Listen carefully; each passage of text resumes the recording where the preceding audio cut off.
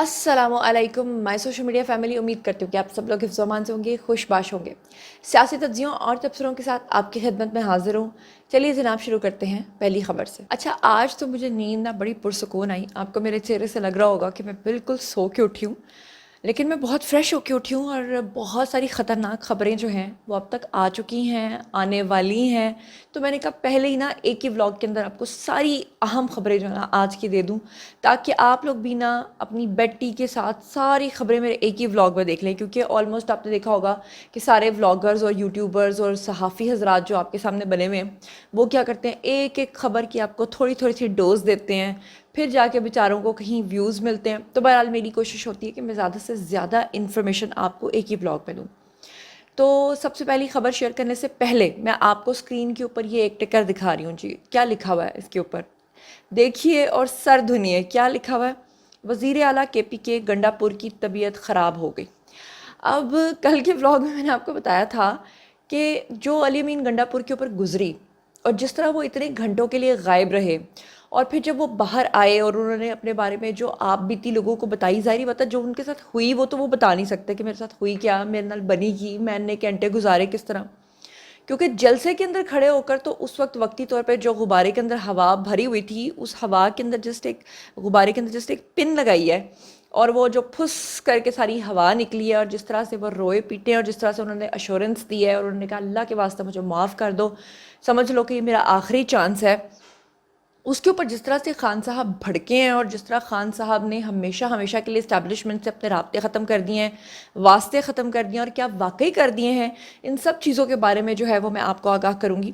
तो इस खबर का मज़ा लीजिए कि खैबर पख्तूनख्वा के जो वज़ीर आला हैं उनकी तबीयत नासाज हो गई है, वो कुछ दिन के लिए आपके सामने मंजर-ए-आम पर नहीं आएंगे। अब इसमें मुबैना तौर पे कुछ लोग ये कह रहे हैं, और मैंने आपको कल के व्लॉग में कहा था, मैंने आपको बता दिया था, मुझे शाबाश दीजिए कि वहाँ जब हवा निकाली गई है तो साथ में मूछें भी काट दी गई, वहाँ पर जो है वो बाल भी काट दिए गए।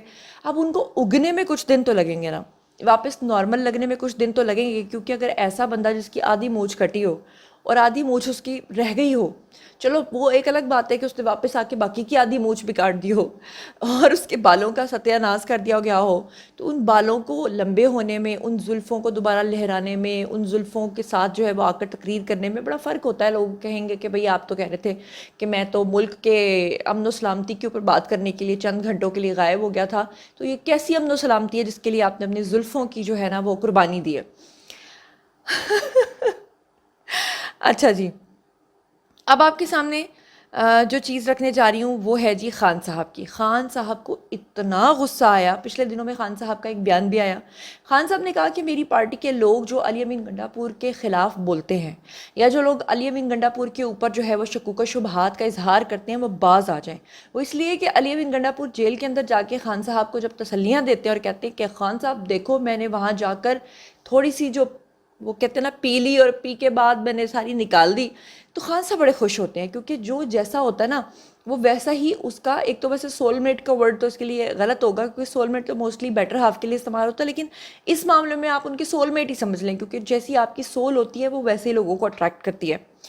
अब खान साहब का ज़रा बयान सुने कि कितना उन्होंने सख्त बयान दिया जी इस्टेब्लिशमेंट के बारे में। और फिर कुछ अरसे के बाद आपने नोट करना है कि ये जलेबी खान जो है वो एक बड़ा यू टर्न लेंगे, जलेबी खान वाला।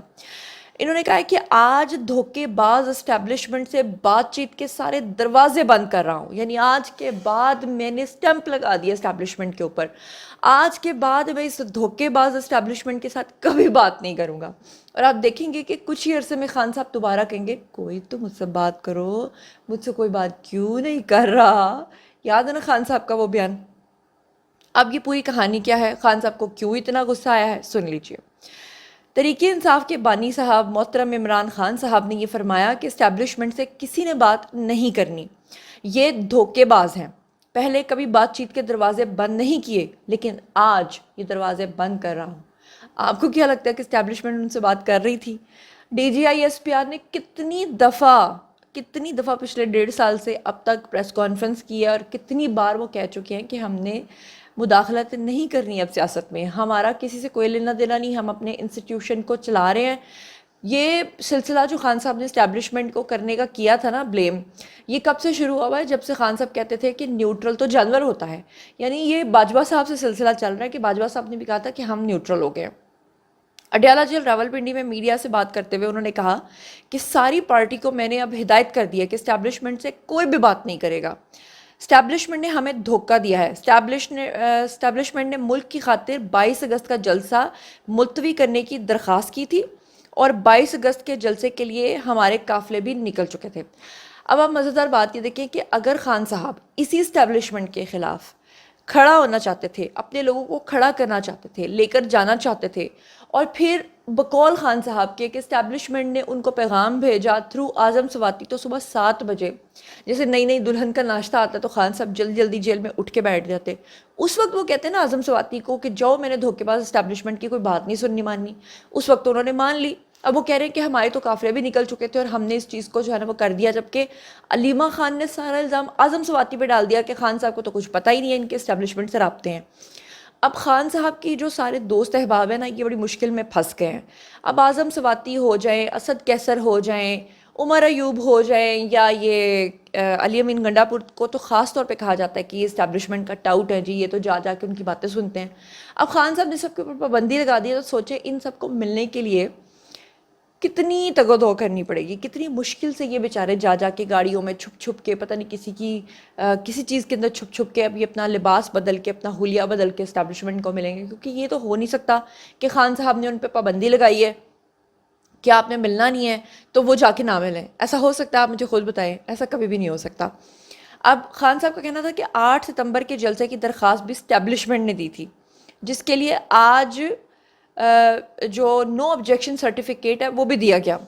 یعنی خان صاحب کہہ رہے ہیں کہ اسٹیبلشمنٹ نے میرے ساتھ دھوکہ کر دیا، اس دن ہم نے کرنا تھا دھرنا، اس دن ہمیں اجازت نہیں دی اور اب اجازت دی. مطلب یہ تھا بھائی. اور مطلب مجھے سمجھ نہیں آتی کہ صحافیوں کے سامنے پھر کیوں گالیاں دیتے ہیں اسٹیبلشمنٹ کو. اگر اسٹیبلشمنٹ سے ان کی بات چیت چل رہی تھی، اگر اسٹیبلشمنٹ ان کو ٹائم دے رہی تھی. 8 ستمبر کے جلسے میں انہوں نے کہا کہ ہمیں دھوکہ دیا گیا. یحییٰ خان نے عوامی لیگ اور مجیب الرحمان کو بھی اسی طرح دھوکہ دیا تھا. یعنی پہنچ ہو کے پنجابی میں کہتے ہیں جتھو دی کھوتی اودا ہی ان کھلوتی. خان صاحب نے پھر پاکستان کے اندر مجیب الرحمان کو نہ لا کے ڈال دیا، جبکہ مجیب الرحمان کے ساتھ بنگلہ دیش میں کیا ہو رہا ہے آپ کے سامنے. اس کا ایک مجسمہ نہیں وہاں پہ کسی نے چھوڑا، مار مار کے جوتے اس کا برا حال کر دیا. انہوں نے کہا کہ مجیب الرحمان سے بھی ایک جانب بات چیت کر رہے تھے تو دوسری جانب ان کے خلاف آپریشن کا پلان بنا رہے تھے. ہمارے ساتھ بھی 9 مئی کو یہی کیا گیا. عمران خان نے کہا کہ ان سے پہلے بھی تیاری تھی، اس لیے 10,000 لوگوں کو 24 گھنٹے میں اٹھا لیا گیا. 9 مئی کی فوٹیجز میں پی ٹی آئی کے لوگ نہیں ہیں. پھر سے انہوں نے وہ بات کر دی کہ وہ جو سارے لوگ توڑ پھوڑ کر رہے تھے 9 مئی کو، وہ ہمارے لوگ ہی نہیں تھے. یعنی وہ انکار کر رہے کہ یاسمین راشد ان کی نہیں تھیں. وہ جتنے بھی لوگ باہر نکلے ہوئے تھے، وہ عالیہ حمزہ سے لے کر تو وہ جتنی بھی خواتین تھیں وہ بھی ان کی نہیں تھیں. اب انہوں نے کہا کہ یہ CCTV فوٹیجز ان کے پاس ہیں. دنیا میں کسی بھی جگہ جلسے کا ٹائم مقرر نہیں کیا جاتا. انہوں نے کہا جلسہ کیا میریٹ ہوٹل کی تقریب تھی جو وقت پر ختم ہو جاتا. اچھا، یعنی وہ کہنا چاہ رہے ہیں کہ یہ کوئی میریٹ ہوٹل کی تقریب ہے جو وقت پہ ختم کی جائے، ہمارا جلسہ ہم جب مرضی ختم کریں. انہوں نے کہا کہ اسٹیبلشمنٹ سے کسی نے بات نہیں کرنی. دھوکے باز صحافی نے ان سے سوال کیا کہ اس کا مطلب ہے کہ آپ اسٹیبلشمنٹ سے بات چیت کر رہے تھے. تو انہوں نے کہا کہ میں نے بات چیت کی اجازت دے رکھی تھی. اعظم سواتی کا انہی کا پیغام اعظم سواتی میرے پاس لے کر آئے تھے. یعنی یہاں پر انہوں نے علیمہ خان کو بھی جھوٹا قرار دے دیا، کیونکہ علیمہ خان نے کہا تھا کہ خان کو تو اندر بیٹھے ہوئے کچھ پتہ ہی نہیں ہے. صحافی نے پوچھا کہ آپ کی جانب سے اسٹیبلشمنٹ سے کوئی بات چیت کر رہا تھا، جس پر انہوں نے کہا کہ ہمارے 5-6 لوگ ان سے بات چیت کر رہے تھے. اب آپ اندازہ کرو کہ پچھلے 1.5 سال سے خان صاحب جیل کے اندر بیٹھے ہوئے ہیں. روز ان کے ٹاؤٹس سوشل میڈیا پر بیٹھ کر اسٹیبلشمنٹ کو گالیاں دے رہے تھے. اور آج خان صاحب کی کیا عزت رہ گئی جب وہ صحافیوں کو کہہ رہے ہیں کہ میری تو بات چیت چل رہی تھی، وہ بھی تھرو 5-6 لوگوں کے. مطلب یا اللہ میں کیا کروں. خان صاحب کوئی تو عقل پکڑے. آپ 70-75 سال کے ہو گئے ہیں، ابھی بھی آپ کو عقل نہیں آئی. آگے کہتے ہیں 21 ستمبر کو لاہور کے جلسے پر ہم ہر صورت جو ہے وہ جائیں گے. اجازت دیتے ہیں یا نہیں دیتے، 21 تاریخ کو لاہور کا جلسہ کریں گے. اعلیٰ عدلیہ سے درخواست ہے کہ جمہوریت اور قانون کی بالادستی کو بچائیں. ملک میں اس وقت غیر اعلانیہ مارشل لاء لگا ہوا ہے. قوم کو کہتا ہوں کہ جمہوریت اور قوم کی بالادستی کے لیے سڑکوں پر نکلنے کی تیاری کریں۔ انہوں نے کہا کہ چیف جسٹس قاضی فائز عیسیٰ کو لانے کے لیے پیکج لایا جا رہا ہے۔ چیف جسٹس قاضی فائز عیسیٰ نے توسیع لینے سے انکار کر دیا ہے، جس پہ عمران خان نے کہا کہ میں مانتا ہی نہیں ہوں کہ ان لوگوں نے انکار کر دیا ہے، ان کو لانے کے لیے ہی قانون سازی کی جا رہی ہے۔ اس کے علاوہ انہوں نے کہا کہ قوم پرامن احتجاج کی تیاری کرے۔ سبحان اللہ، 14 ماہ سے جیل میں ہوں، قوم نے قربانی نہ دی تو کوئی مستقبل نہیں ہوگا۔ یعنی خان صاحب اب کون سی قربانی مانگ رہے ہیں؟ یہی قربانی مانگ رہے ہیں کہ اسٹیبلشمنٹ کے ساتھ بات چیت کے دروازے بند ہو گئے ہیں، مجھ سے کوئی بات چیت نہیں کر رہا ہے، اب آؤ اور آ کے مجھے چھڑا لو، یہ چاہ رہے ہیں خان صاحب۔ ان کا کہنا تھا کہ حکمران چاہتے ہیں کہ جسٹس قاضی فائز عیسیٰ اگر گئے تو الیکشن میں ہونے والی دھاندلی کھل جائے گی۔ علی امین گنڈا پور کو کل رات اسٹیبلشمنٹ نے اٹھا لیا تھا، یعنی اسٹیبلشمنٹ کے بارے میں وہ الزام لگا رہے ہیں کہ انہوں نے علی امین گنڈا پور کو اٹھا لیا تھا اور ایک صوبے کے وزیر اعلیٰ کو اٹھا کر اس حد تک نفرتیں بڑھا رہے ہیں۔ خیبر پختونخوا کے وزیر اعلیٰ کے ساتھ ایسا کرنا ملک کو تباہی کی طرف لے جانا ہے۔ انہوں نے کہا کہ علی امین گنڈا پور کے بیانات سے بغاوت کا تاثر جاتا ہے۔ یہ صحافی نے ان سے پوچھا کہ علی امین گنڈا پور نے جو کچھ اپنی تقریروں میں کہا ہے کیا یہ صحیح ہے؟ کیا آپ بغاوت کی ترغیب دے رہے ہیں؟ جس پر انہوں نے جواب دیا کہ ہم نے کون سی بغاوت کی ہے۔ علی امین گنڈا پور نے قوم کے جذبات کی ترجمانی کی ہے، یعنی وہاں پہ گندی گندی گالیاں اسٹیبلشمنٹ کو دینا، D G I S P R کا نام لے کر للکارنا، اور وہ مریم نواز کو گندی گندی دھمکیاں دینا، خواتین صحافیوں کے بارے میں اللہ معاف کرے گندے الفاظ استعمال کر کے کہنا کہ میں نے نوٹ وکھا تو میرا موڈ بنے۔ مطلب اس طرح کی گندی زبان کبھی آج تک کسی وزیر اعلیٰ نے یا کسی سرکاری ملازم نے کہی ہے؟ اور پھر بھی خان صاحب کہہ رہے ہیں کہ یہ قوم کی ترجمانی تھی، یعنی خان صاحب ایسے لوگوں کو پسند فرماتے ہیں جو گالیاں دیتے ہیں، جو اگریسو زبان استعمال کرتے ہیں، جو شرافت کی زبان استعمال کرتے ہیں، وہ خان صاحب کو کبھی پسند نہیں آتے ہیں۔ یہاں تک کہ خان صاحب نے بیرسٹر گوہر سمیت جتنے بھی لوگوں نے اس کے اوپر اپولوجائز کیا تھا صحافیوں سے، ان کو بھی غلط قرار دے دیا۔ انہوں نے کہا میں سیدھی سیدھی بات ہے کہ علی امین گنڈا پور کے ساتھ کھڑا ہوں۔ صحافی نے ان سے کہا کہ خان صاحب علی امین گنڈا پور کی تقریر پہ آپ کی پارٹی کے رہنما معافیاں مانگ رہے ہیں۔ اس پر عمران خان نے کہا کہ علی امین گنڈا پور کے بیان پر معافی مانگنے والے بزدل اور ڈرپوک ہیں، اور یہ اپنے ہی لوگوں کو خان صاحب نے کہا ان کو پارٹی میں نہیں ہونا چاہیے، یعنی وہ بیرسٹر گوہر اور باقی سمیت لوگوں کو کہہ رہے ہیں کہ نکلو یہاں سے میری پارٹی سے۔ انہوں نے کہا کہ پہلے ہی بلوچستان آپ کے ہاتھ سے نکل چکا ہے۔ یہ دیکھیں ذرا خان صاحب کی دھمکی، یعنی پاکستان کو توڑنے کے خان صاحب دیکھتے ہیں۔ انہوں نے کہا کہ فیصل واؤڈا نے الزام لگایا، صحافی نے کہا کہ فیصل واؤڈا نے الزام لگایا کہ ارشد شریف قتل کے پلاٹ میں آپ، جنرل فیض حمید اور مراد سعید آپ کے ساتھ شامل تھے۔ اس پر انہوں نے کہا کہ ارشد شریف، یعنی خان صاحب نے کہا کہ ارشد شریف کے قتل کا اوپن ٹرائل کر لیں، سب کچھ سامنے آ جائے گا۔ فیصل واؤڈا کن کا ماؤتھ پیس ہے سب کو پتہ ہے۔ فیصل واؤڈا میرے پیچھے پیچھے پھرتا تھا جنرل فیصل نصیر سے ملاقات کروانے کے لیے۔ خان صاحب نے آرمی چیف کے بارے میں بھی کہا کہ ایک آدمی ڈنڈا پکڑ کے فیصلہ کرتا ہے اور وہ ملک کا قانون بن جاتا ہے۔ ملک کو جمہوریت اور قانون کی بالادستی ہی بچا سکتی ہے، اور حکومت کی عالمی مالیاتی فنڈز یعنی آئی ایم ایف سے ڈیل کا مجھے علم نہیں ہے۔ یعنی خان صاحب اس بات پہ بھی دکھی ہیں کہ آئی ایم ایف کیوں پاکستان کو پیسہ دے رہا ہے، اس بات پہ بھی دکھی ہیں کہ جناب کیوں ہمیں جلسے جلوس نہیں کرنے دیے جا رہے، اور اب فائنل انہوں نے کہہ دیا کہ اسٹیبلشمنٹ سے رابطے ختم ہیں، لہٰذا آؤ اور آ کر اڈیالہ جیل پر دھاوا بولو اور مجھے چھڑا کر لے جاؤ۔ بیرسٹر گوہر سمیت سب کو انہوں نے ڈرپوک قرار دے دیا ہے، اور علی امین گنڈا پور کو انہوں نے کہا ہے کہ یہ میرا جانشین ہے، یہ میرے جیسی زبان بولتا ہے، اس کو میں لائک کرتا ہوں۔ اب یہاں سے آپ اندازہ کر لیں کہ عمران خان کے دماغ میں کیا چل رہا ہے اور وہ کس کماش کے آدمی ہیں۔ اور اب بات کر لیتے ہیں جسٹس طارق محمود کے حوالے سے۔ سندھ ہائی کورٹ نے ایف آئی اے کو جسٹس طارق محمود کی ڈگری کے اوپر انکوائری سے روک دیا ہے۔ اب یہ کیا تفصیلات ہیں ذرا سن لیجئے گا کہ جسٹس طارق محمود جہانگیری کی ڈگری کے اوپر ایف آئی اے کی انکوائری کے خلاف درخواست پر سماعت ہوئی۔ انکوائری کے خلاف درخواست جو ہے وہ صدر کراچی کے اندر جو ہے وہ نواز وڑائچ نے دائر کی، اور عدالت نے ایف آئی اے کو اسلام آباد ہائی کورٹ کے جج کی ڈگری کے اوپر انکوائری سے روک دیا۔ عدالت نے deputy attorney general, advocate general Sindh اور ایف آئی اے اور دیگر کو نوٹسز جاری کر دیے۔ سندھ ہائی کورٹ نے کہا کہ ان فیئرمینس کمیٹی کے فیصلے کی روشنی میں کسی بھی قسم کی اشاعت سے روک دیا۔